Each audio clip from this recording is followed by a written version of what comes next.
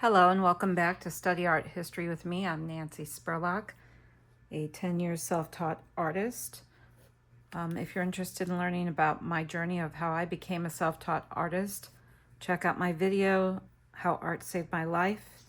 It talks about a dream I had for 5 nights about becoming an artist, losing my day job as a technical writer, getting diagnosed with breast cancer, and becoming a professional artist. So not in that order, actually. It went dream, diagnosis, job loss, became an artist.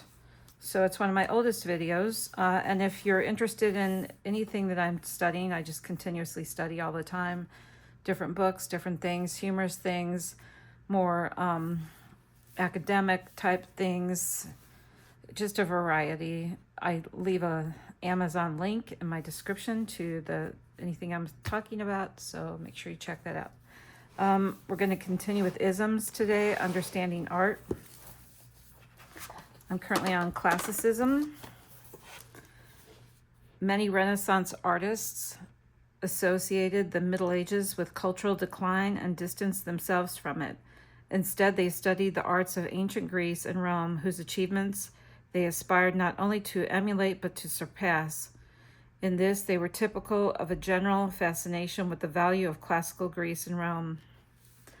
Some examples of Classicism artists: Leon Battista Albert, 1404 to 72, Sandro Botticelli, 1445 to 1510. I'm not going to read all the dates because they're all in the 1400s. So Donato Bramante, Filippo Brunelleschi, Andrea Mantegna, Masaccio, Michelangelo, Raphael, Perugino, and Michelangelo did a painting called Raphael, and Perugino, and Titian. So the ratio, symmetry, proportion, synthesis, myth, scholarship is what makes up Classicism. The influence of the classical past made itself felt in all areas of the arts, whether it's in architecture, sculpture, or painting. Renaissance artists aspired to create works which were unified by the coherent principles of design, which they discerned in classical art and architecture. Renaissance classicism is also characterized by a revival of classical subject matter drawn from classical mythology and history. In painting, Masaccio revolutionized the representation of space through consistent use of perspective. He did more than borrow classical motifs. He made a conscious effort to work on the basis of classical principles. Donatello made a similar contribution to sculpture. His David was the first freestanding male nude created since antiquity. Contemporaries praised it for its lifelikeness and its forceful sense of movement.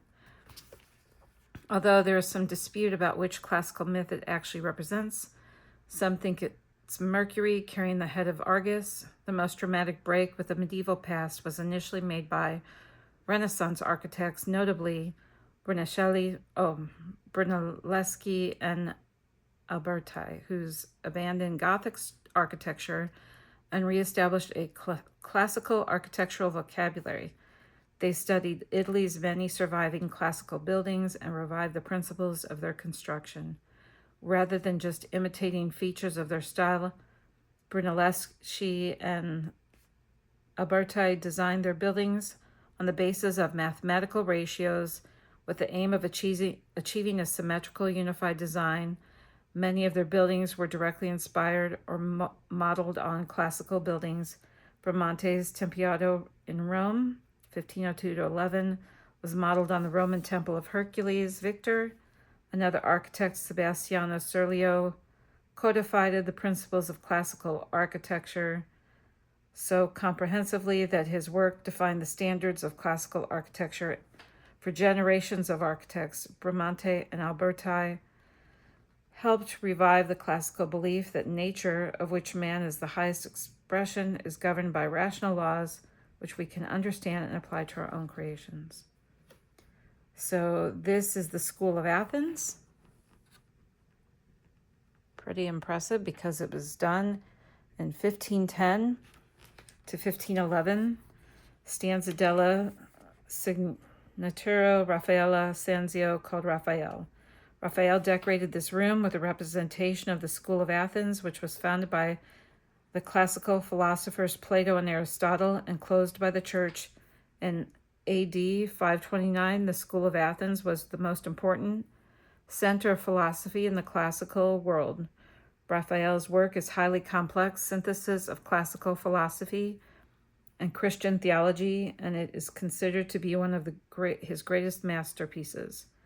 Plato and Aristotle are in the center of the painting, flanked on either side by a statue of Apollo and Athena. The building, classical in its architecture and represented in perfect perspective, is actually a painterly rendition of the new St. Peter's.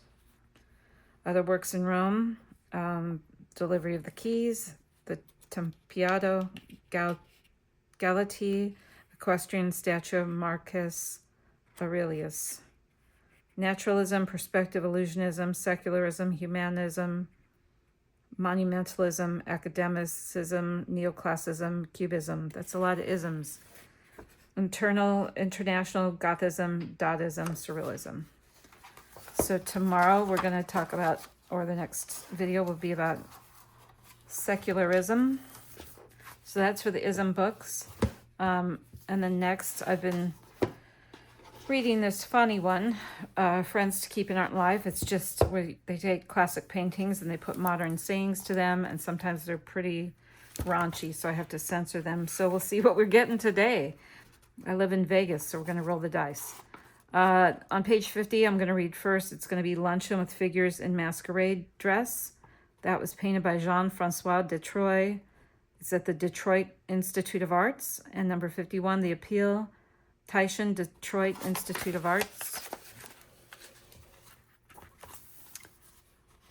These two are talking shit about your dress, so I ordered 50 pizzas on their tab. I mean, that's funny.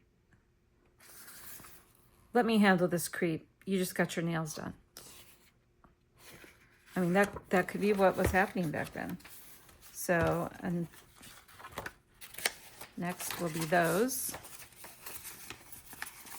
Art is everywhere. This is like creativity is everywhere. This is from one of my calendars. A friend of mine was given an acoustic guitar for free. Of course, strings were attached. I'm using it as a bookmark.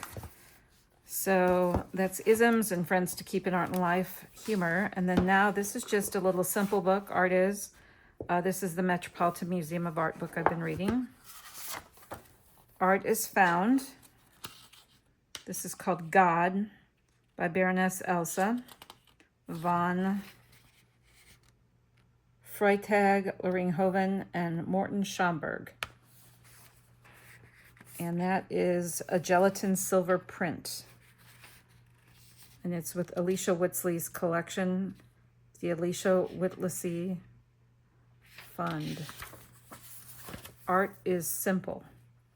This is a head from a figure of a woman. It's Cycladic, early Cycladic 2, marble, gift of Christos G. Bastis, 1964. Art is detailed.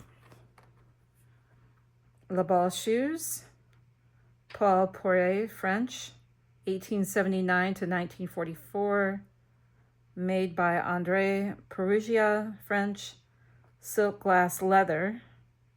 I guess the glass would be in the beads. Purchased Friends of the Costume Institute gifts in 2005. Art is fierce. This is a panel with a striding lion detail.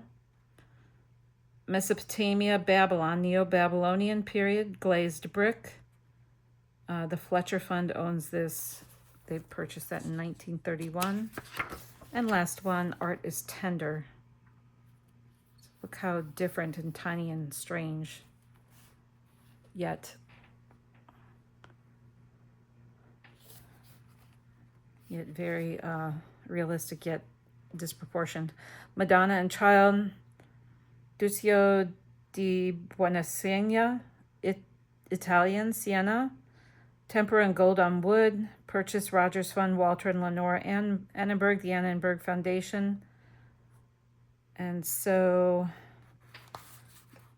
that is interesting. It's 11 by 8 1/4 inches. And that concludes today's Study Art History with me. If you're interested in these books, I will put a link to them in the, or an Amazon link in the description. And I suggest you check them out. And if you have any comments, and I apologize for just annihilating the Italian words and stuff, but I'm learning. That's the whole point, is to study and understand new things. This is a really lengthy book, but it has a lot of great information. And if you want some funnier things, check out the cards I had posted about in earlier videos. And remember, whatever you do in life, just keep getting up and learning about what you do and expanding your mind.